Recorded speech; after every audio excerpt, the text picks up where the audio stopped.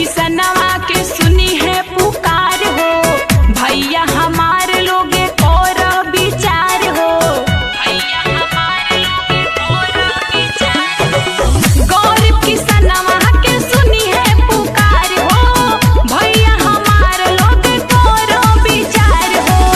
गहली नाला की दी है बनाई बारे नंबर दबाई, ए भाभी अपन देवर के जिताई, ए भैया अपने भाई के जिताई।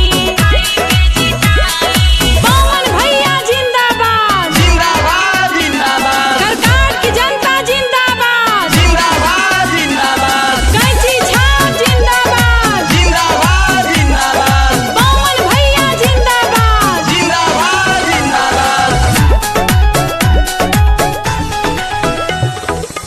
नेता छोड़ी